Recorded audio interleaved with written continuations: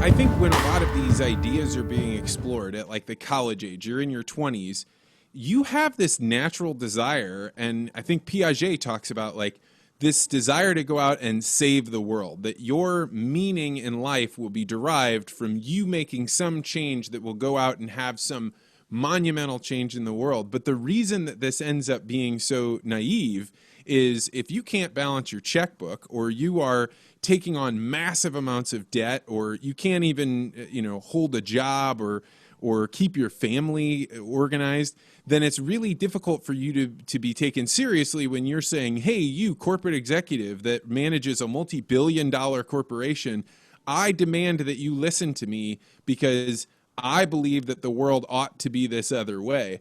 And yet it's one of those things that you see happening wave after wave, every generation, every group, because it's almost natural for these young people to be coming in and kicking the door down and saying, well, we want change, but not necessarily having a way to know what that change ought to be. Yeah, I think that's right. That's a good way of putting it. Did you have that when you were younger? I mean, the reason I ask is because for me it was so like I mean painful, and to look back on how much I wanted the world to change and couldn't keep my room cleaned up, and was proud of the fact that I did laundry like twice a semester or something like that. Yeah, a little bit. I mean, I think I went through a phase where I, you know, rebelled against the ways of my parents and my society that I grew up in, and on some level, but I don't think I ever really put any energy into going out and changing the world, you know, for those ideas. It was just kind of my own personal journey, to go through those and like test those ideas. And, like I was raised a Catholic. I'm no longer a Catholic, but I went through a phase where I was harshly against religion, and would argue with anyone who would say anything that referenced religion in any way. I was that character for a while. I've gone long since past that point. I'm not religious now, but yeah, I don't have a problem with people who are religious, right? Or just kind of the government in general. Everybody has some kind of a gripe about how the government works, no matter who they are. But ultimately now, after trying to organize a team of people to produce something, I realize how difficult it is. And it's just really easy to yell at people and tell them what they ought to be doing. But, yeah, and there are people that fail at organizing things for us on our behalf in the government, right? That definitely happens. But at the same time, it's not helpful to just yell about it, right? Like you have to build something in its place. Yeah, the building something in the place, I think, at least when I was younger, it was like, but I don't have time. I have the answers now. And to build it would require me to be diverted from the answers that I know to be true. And like, there's a phrase, a Robism, and I'm sure you've heard it from somewhere else, but the beware of unearned wisdom, right? Yeah. Where you are trying to enact some ought that you have come to believe is, absolutely true, but somebody handed that to you, and it's not wisdom necessarily. It could be real folly.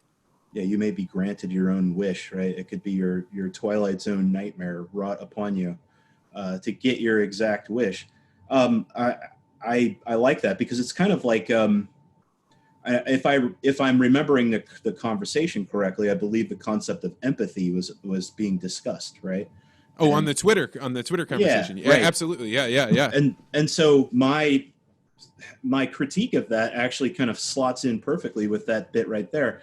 Not that we shouldn't be capable of empathy, but that we should not use it to make decisions. And ultimately what it is I don't want to say unearned wisdom, but it's, putting yourself in somebody else's position, feeling what their emotions, what it would be like to be them, and then making a decision based upon that. It's like loading, random software from the internet and, hitting run and just saying like, go ahead, do whatever you want on my computer here, Well, so to give it some context, so what had happened was there were two people out there. One of them was talking about like not having masks. The other one said, hey, you Americans down maybe the reason your country is failing is because you've prioritized your individual freedoms over empathy. And that may not even be a fair representation of their tweet, but that's how I read it. Yeah. And I came in and was like, hey, empathy is not a virtue because empathy may prioritize weakness and fragility over other things. And so what I think we ought to do is have individual freedoms be paramount and then let those individuals decide on their own that they want to be empathetic or make decisions based on what other people are, how they feel, resonate with other people. Yeah. And when I said this, some people I think took it out of context. Some people were like, he's saying empathy is fragility and weakness. But there were other people that made the commentary that was basically saying, no, we must first have empathy, understand others before we can, build a society up. And that's what was like a very frustrating part of this conversation, because in 240 characters, it's very difficult to have the conversation about why that's not an accurate statement, or it might not be the best way to organize our society. Yeah, no, I totally agree with that, right? Like if you're building from a place where, and I think there's not really another option of a reasonable way to look at this, that everybody has to be taking care of themselves as best as possible, right? Like there's no better advocate for yourself than you. No one can help you more than you can, right? Ever. And so if we assume otherwise, then we get into a weird place where we're saying there's some decisions that individuals would normally make for themselves, but we're going to ask a group to do this instead. I think experiments in this area have worked out okay, right? Like, the concept that we have law and order in our country and that retribution is not permitted, but that we pass it off to this, to the police to help us, eliminate retributive, justice kind of stuff going on. So, it's not impossible. I think there are examples of things where it works, but there has to be a good reason behind it. And I don't really understand the reasoning behind this, the mask law stuff, of why that should be a law and not just, if you feel like this is a problem for you, then you should wear a mask. Like, I don't think anyone is saying you shouldn't wear a mask, right? It's you just shouldn't be threatened with being put in jail if you don't wear a mask. That has been such a difficult thing for me, because I really assumed that the state that everybody would start in is we're all free and we want that freedom to continue as much as possible because that has proven to be very valuable here. But instead there were these other things where it was like, if you don't give up these freedoms, not only will we take them from you, but you pushing back on them indicates that you are bad. And as soon as that happens, like I have wiring in my brain. As soon as somebody says you have to do something, I want to do the opposite. Yeah. And I think that you need people in society that are highly disagreeable, because if you don't have that, then anybody that decides to start making a moral case for why everybody ought to do the lowest common denominator thing by law, you start having a really tyrannical society. Yeah, I mean, and ultimately, how are we going to figure out whether anything is, whether it's time to come out from under our rocks, Like, if everyone is hiding inside and not interacting with the rest of the world, like there needs to be a gradation of people and approaches. And I think, everyone is super excited to criticize governors and federalism right now, to say, boy, wouldn't it be nice if we had one of those fancy governments like the Chinese have, where they can just, just take a city and smash it into the ground and say, no, everyone's staying inside for the next 3 months, and if you come outside, the scary men will come and take you away.